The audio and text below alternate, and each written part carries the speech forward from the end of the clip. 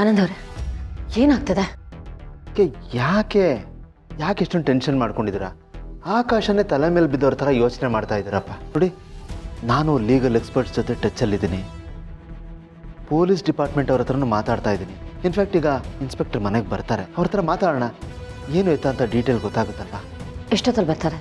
ಅದಕ್ಕೆ ಡೌಟ್ ಇಟ್ಕೋಬೇಡಿ, ಗೆಳೆಯ ಬಂದೇ ಬರ್ತಾನೆ. ಆ ದೇವರಿದ್ದಾರೆ, ಖಂಡಿತ ಒಳ್ಳೇದಾಗೇ ಆಗುತ್ತೆ. ಮೇಡಮ್ ನಮಸ್ತೆ. ಮೇಡಮ್ ನಮಸ್ತೆ ಸರ್. ಗೌತಮ್ ಅವ್ರಿಗೆ ಬೇಲ್ ಕೊಡ್ಸೋಕೆ ಏನು ಮಾಡಬೇಕು? ನೋಡಿ ಮೇಡಮ್, ಮಗು ಮೈನರ್ ಆಗಿರೋದ್ರಿಂದ ಕಾನೂನು ಪ್ರಕಾರ ಸದ್ಯಕ್ಕೆ ಬೇಲ್ ಸಿಗೋದು ತುಂಬ ಕಷ್ಟ. ಮಗು ಸಿಗದೆ ಇದ್ರೆ ಗೌತಮ್ ಸರ್ನ ರಿಲೀಸ್ ಮಾಡೋದು ತುಂಬ ಕಷ್ಟ. ಸರ್, ಹೀಗಂದ್ರೆ ಹೇಗೆ? ಅಲ್ಲ, ನನಗೊಂದು ವಿಷಯ ಅರ್ಥ ಆಗ್ತಾ ಇಲ್ಲ ಸರ್. ಮಗು ಸ್ಕೂಲಿಂದ ಹೊರಗಡೆ ಬರೋ CCTV ಫುಟೇಜ್ ಸಿಕ್ಕಿದೆ, ಆಮೇಲೆ ಕಾಣೆಯಾಗಿದೆ ಅಂದರೆ ಕಣ್ಣೆದುರಿಗೆ ಕಳೆದೋಗಿದೆಯಾ ಸರ್? ನನಗೆ ಅರ್ಥ ಆಗ್ತಾ ಇಲ್ಲ, ಪ್ಲೀಸ್.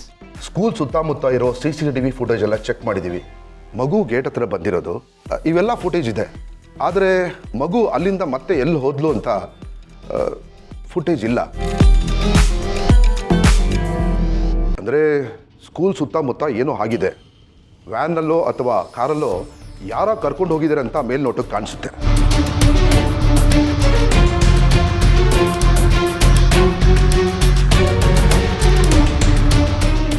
ಏನಾಗಿರುತ್ತೋ, ಎಲ್ಲಿ ಕರ್ಕೊಂಡು ಹೋಗಿರ್ತಾರೋ? ಮಕ್ಕಳನ್ನ ಕದಿಯೋರು 3 ಥರ ಬಿಸ್ನೆಸ್ ಮಾಡ್ತಾರೆ. ಒಂದು ಕೈಕಾಲು ಮುರಿಸಿ ಭಿಕ್ಷಾಟನೆಗೆ ಬಿಡ್ತಾರೆ, ಮತ್ತೊಂದು ಚೈಲ್ಡ್ ಟ್ರಾಫಿಕಿಂಗ್ನಲ್ಲಿ ಬೇರೆ ಕೆಟ್ಟ ಕೆಲಸಗಳಿಗೆ ಫಾರಿನ್ಗೆ ಟ್ರಾನ್ಸ್ಪೋರ್ಟ್ ಮಾಡ್ತಾರೆ. ಇಂಥವ್ರನ್ನ ಕಂಡುಹಿಡಿಯೋದು ತುಂಬ ಕಷ್ಟ ಮೇಡಮ್. ಅವರು ನಮ್ಮ ಥರನೇ ನಾರ್ಮಲ್ ಆಗಿ ಬದುಕ್ತಾ ಇರ್ತಾರೆ. ಮುಖಾನ ಪತ್ತೆ ಹಚ್ಚಬಹುದು, ಆದರೆ ಮುಖವಾಡನ ಪತ್ತೆ ಹಚ್ಚೋದು ಅಷ್ಟು ಈಸಿ ಅಲ್ಲ. ಸರ್, ನಿಮಗೆ ಕೈ ಮುಗಿದು ಕೇಳ್ಕೊತೀನಿ, ಹೇಗಾದರೂ ಪ್ರಯತ್ನ ಪಟ್ಟು ಆ ಮಗುನ ಹುಡುಗಿಸ್ಕೊಡಿ ಸರ್.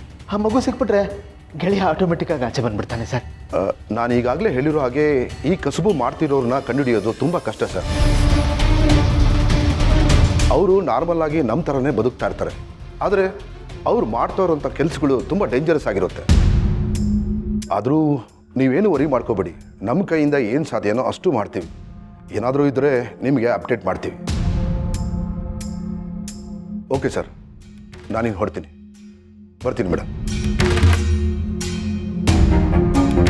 ಆನಂದ್ ಅವರೇ, ಈಗ ಏನು ಮಾಡೋದು? ಮಿಂಚುನ ಎಲ್ಲಿ ಅಂತ ಹುಡ್ಕೋದು, ಇವ್ರನ್ನ ಹೇಗೆ ಆಚೆ ಕರ್ಕೊಂಡ್ಬರೋದು? ಅದಕ್ಕೆ ನಾನು ಹೇಳಿದ್ನಲ್ಲ, ಹೋಪ್ಸ್ ಕಳ್ಕೊಬೇಡಿ. ನಾನು ನನ್ನ ಕೈಲಾದ ಪ್ರಯತ್ನ ಪಡ್ತೀನಿ, ಶಕ್ತಿ ಮೀರಿ ಪ್ರಯತ್ನ ಪಡ್ತೀನಿ. ಒಟ್ಟು ಗೆಳೆಯನ ಹೊರಗಡೆ ಕರ್ಕೊಂಬರೋ ಜವಾಬ್ದಾರಿ ನಂದು.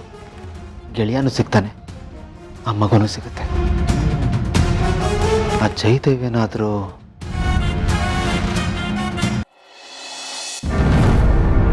ಅಮ್ಮ, ನಿನ್ನ ಲೇಟೆಸ್ಟ್ ಕುಚಿಕು ಆನಂದಪ್ಪ ಕಾಲ್ ಮಾಡ್ತಾ ಇದ್ದಾನೆ. ನಿನ್ನ ದೊಡ್ಡಳಿಮಯ್ಯ ಗೌತಮ್ ಜೈಲ್ ಪಾಲಾಗಿರೋದು, ಮಗು ಕಾಣೆ ಆಗಿರೋದು, ಇದೆಲ್ಲ ಅವ್ನು ತಲೆಯಲ್ಲಿ ಇಟ್ಕೊಂಡು ಕಂಗಾಲಾಗಿ ಹೇಳ್ಕೊಳಕ್ಕೆ ಯಾರು ಇಲ್ವಲ್ಲ ಅಂತ ನೀನು ನೆನಪಾಗಿದ್ಯಾ. ಈ ಓಲ್ಡ್ ಏಜ್ ಕುಚಿಕು, ಅದಕ್ಕೆ ನಿನಗೆ ಕಾಲ್ ಮಾಡಿದ್ದಾರೆ. ಏಯ್, ವಾಕ್ಯಾಗ ಆಡ್ತಾ ಇದೆಯಾ? ನೀನು ಒಳ್ಳೇದಕ್ಕಲ್ಲ, ಒಂದು ಮಾತು ಹೇಳ್ತೀನಿ, ಖಂಡಿತ ತೊಂದರೆಗೆ ಸಿಕ್ಕಾಕೋತೀಯ. ನೀನು ಬರ್ದಿಟ್ಕೋ ಕಣೋ, ಬರ್ದಿಟ್ಕೋ. ಈ ಪಾಪ ಪುಣ್ಯ ಅದು ಇದು ಎಲ್ಲ ಪುಸ್ತಕದ ಬದನೆಕಾಯಿ. ಹಾಗಂತ ಬದನೆಕಾಯಿನ ಬೇಯಿಸಿ ನಾವು ಎಣ್ಗಾಯಿ ಮಾಡ್ಕೊಂಡು ತಿನ್ನಕ್ಕಾಗುತ್ತಾ? ಚಾನ್ಸೇ ಇಲ್ಲ, ಅದೆಲ್ಲ ಮೀನಿಂಗ್ಲೆಸ್ಸು. ನೀನು ಏನಾದರೂ ಅನ್ಕೋ, ಐ ಡೋಂಟ್ ಕೇರ್. ಈಗ ನೀನು ಮಾಡ್ಬೇಕಾಗಿರೋ ಕೆಲಸ ಏನು ಗೊತ್ತಾ? ಅವನ ಕಾಲ್ನ ರಿಸೀವ್ ಮಾಡಿ ಮಾತಾಡಬೇಕು. ಅವ್ರ ಒದ್ದಾಟನ ನಳ್ಳಾಟನ ನಾನು ಕಣ್ಣಾರ ನೋಡೋಕ್ಕಾಗದೇ ಇದ್ರು ಅಟ್ಲೀಸ್ಟ್ ಕಿವಿಯಾರ ಕೇಳಿನಾದ್ರೂ ಖುಷಿ ಪಡ್ತೀನಿ. ಮಾತಾಡಲ್ಲ ಕಣೋ, ಮಾತಾಡೋದಂದ್ರೆ ಮಾತಾಡಲ್ಲ, ಹೋಗು. ಮಾತಾಡಲಿ, ಇಲ್ಲ ಅಂದ್ರೆ ಏನಾಗುತ್ತೆ ಗತಿ ಅಂತ ಗೊತ್ತು ತಾನೆ. ನೆನ್ಪು ಮಾಡ್ಕೊ, ನಿನಗೆ ಬೇರೆ ಆಪ್ಷನ್ನೇ ಇಲ್ಲ ಮಮ್ಮ. ನೋಡು ನೋಡು, ಬಂತು ಮತ್ತೆ ಕಾಲ್, ತಗೋ ಮಾತಾಡು. ಸ್ಪೀಕರ್ಗೆ ಹಾಕು. ಆ್ಯಂಡ್ ನೆನಪಿರ್ಲಿ, ಅದೇ ರಾಗ ಅದೇ ಹಾಡು, ಅಯೋಧ್ಯೆ. ಹೆಚ್ಚು ಕಮ್ಮಿ ಮಾಡ್ದೋ ನೀನು ಹೆಚ್ಚು ಕಮ್ಮಿ ಆಗ್ಬಿಡ್ತೀವಿ.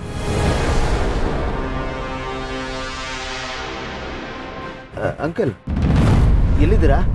ಅದು ಮನೇಲಿ ಒಂದು ಪ್ರಾಬ್ಲಮ್ ಆಗಿಬಿಟ್ಟಿದೆ. ಏನು ಪ್ರಾಬ್ಲಮ್ ಆನಂದಪ್ಪ? ಮಿಂಚು ಕಾಣೆ ಆಗಿದ್ದಾಳೆ ಅಂಕಲ್. ಆ್ಯಕ್ಚುಲಿ ಈಗ ನಾನು ಯಾಕೆ ಕಾಲ್ ಮಾಡಿದೆ ಅಂತಂದರೆ, ನೀವು ಒಂದು ಸ್ವಲ್ಪ ದಿವಸ ಜೈಲಲ್ಲಿದ್ದೀರಲ್ಲ ಅಂಕಲ್, ಅಲ್ಲಿ ಈ ಮಕ್ಕಳನ್ನ ಕಿಡ್ನಾಪ್ ಮಾಡುವಂಥ ಚೈಲ್ಡ್ ಟ್ರಾಫಿಕಿಂಗ್ ಈ ಥರದಲ್ಲಿ ಅರೆಸ್ಟ್ ಆಗಿರ್ತಾರಲ್ಲ ಅವ್ರ ಕಾಂಟ್ಯಾಕ್ಟ್ ಏನಾದರೂ ನಿಮಗಿದೆಯಾ ಅಥವಾ ಯಾರನ್ನ ಕೇಳಿದ್ರೆ ಗೊತ್ತಾಗ್ಬೋದು ಅಂಕಲ್? ತುಂಬ ತಲೆ ಬಿಸಿ ಆಗ್ಬಿಟ್ಟಿದೆ ನೋಡಿ. ಆ ಮಗು ಸಿಗಲೇಬೇಕು, ಇಲ್ಲಾಂದರೆ ಗೆಳೆಯ ಕೂಗೋಗ್ಬಿಡ್ತಾನೆ. ಪ್ಲೀಸ್ ಯೋಚನೆ ಮಾಡಿ ಹೇಳ್ತೀರಾ? ಹಾಂ, ಯಾರಾದರೂ ನಿಮ್ಮ ಕಾಂಟ್ಯಾಕ್ಟಲ್ಲಿ ಇದ್ದಾರಾ ಅಂಕಲ್? ಅದು ಹಲೋ ಅಂಕಲ್, ಯಾಕೆ ಸುಮ್ಮನಾಗ್ಬಿಟ್ರಿ? ಮಾತಾಡಿ, ಯಾರಾದರೂ ಗೊತ್ತಾ ನಿಮಗೆ? ಇಲ್ಲ ಆನಂದಪ್ಪ. ಸರಿ ಅಂಕಲ್, ಇನ್ನೊಂದು ಸರ್ತಿ ಯೋಚನೆ ಮಾಡಿ, ಒಂದು ವೇಳೆ ಗೊತ್ತಾದರೆ ಪ್ಲೀಸ್ ಕಾಲ್ ಮಾಡ್ತೀರಾ? ಗೊತ್ತಿಲ್ಲಪ್ಪ, ಗೊತ್ತಾದರೆ ನಾನೇ ಹೇಳ್ತೀನಿ. Okay uncle.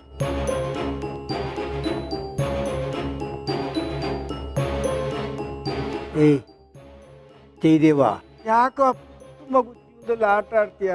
ನೀನು ಮಾಡಿರೋ ಪಾಪನೇ ಬೆಟ್ಟದಷ್ಟೇ, ಅದಕ್ಕೆ ಇನ್ಯಾಕೆ ಸೇರಿಸಿ ಇನ್ನಷ್ಟು ದೊಡ್ಡ ಬೆಟ್ಟ ಮಾಡ್ಕೋತೀಯೋ? ಕ್ಯಾ ಬಾತ್ ಹೈ.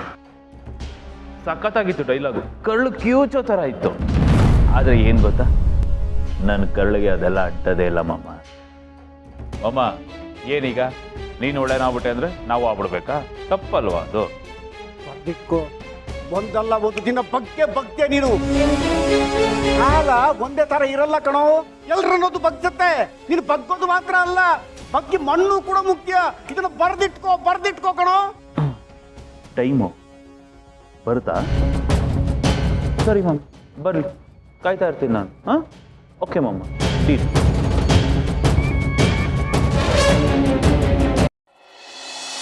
ಸರ್, ಏನೇ ಅಪ್ಡೇಟ್ ಸರ್? ಗೌತಮ್ ಅವ್ರ ಮೇಲೆ ಕೊಟ್ಟಿರೋ ಕಂಪ್ಲೇಂಟ್ ಕಾಪಿ ತರಿಸ್ಕೊಂಡಿದ್ದೀನಿ. ಓಕೆ ಎಲ್ಲ ಸ್ಟಡಿ ಮಾಡಿದ್ದೀನಿ. ಬೇಲ್ಗೆ ಮೂವ್ ಮಾಡೋಣ. ಸರ್, ನೀವೇನು ಮಾಡ್ತಿರೋ ಗೊತ್ತಿಲ್ಲ ಸರ್.